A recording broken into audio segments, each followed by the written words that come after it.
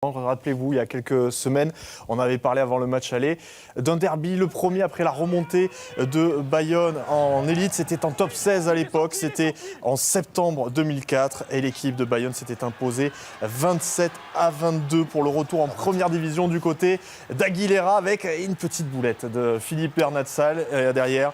Une passe de Noutari pour un essai de Combe. Les Bayonnais s'étaient largement imposés, mais il y avait une revanche 5 mois plus tard du côté de Jean Daugé. Et Adrien Toubiana a plongé dans les archives de Canal pour nous faire vivre cette revanche du derby, plutôt côté Biarrot cette fois.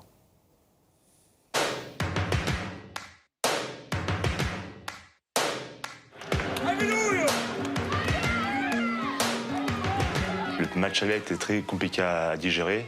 Une défaite sur le sol d'Aguilera face aux Bayonnais. Et c'est vrai qu'il y a eu beaucoup de tensions jusqu'au mois de février. On n'a qu'une seule manière de se rattraper, d'abord d'aller gagner à Bayonne sur le match retour et d'être champion de France. À ce moment-là, nos supporters nous pardonneront peut-être le fait d'avoir perdu à domicile contre Bayonne.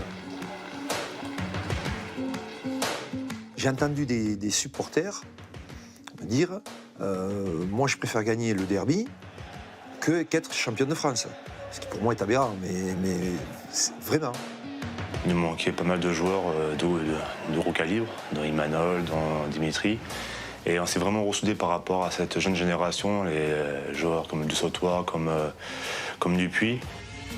Avec Dupuis, la passe sur un pas de Bidabé. Et pour Gaëtan qui a échappé à deux plaquages et qui va aller marquer le premier essai de ce match, histoire de mettre un grand coup d'eau froid sur le stade Jean Daugé.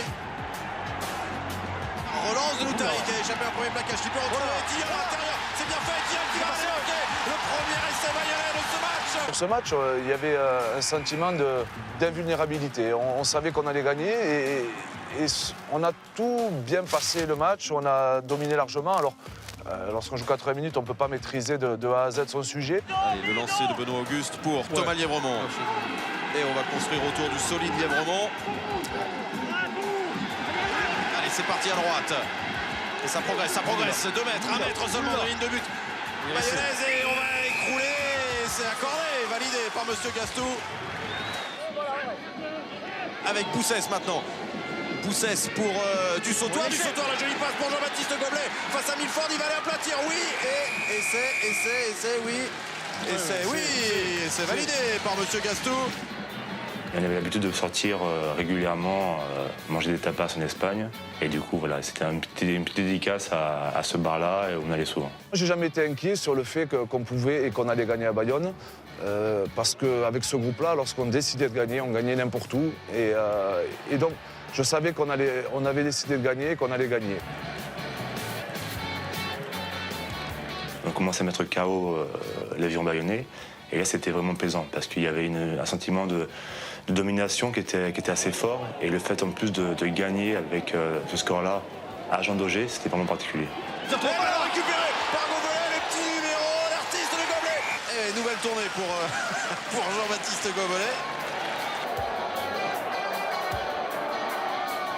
Et nous, attention à l'essai. Allez, le premier sur ce rebond sera Philippe Bidabé. Est-ce qu'il aura le rebond favorable? Oui, le rebond favorable pour Philippe Bidabé face à Milford. Oh, le plaquage en de Milford. Mais Philippe Bidabé va aller aplatir. C'était juste un énorme soulagement pour Philippe de marquer un essai contre Bayonne, lui, le Biarrot, le Basque. Voilà, c'est surtout celui-là qui m'avait marqué ce jour-là.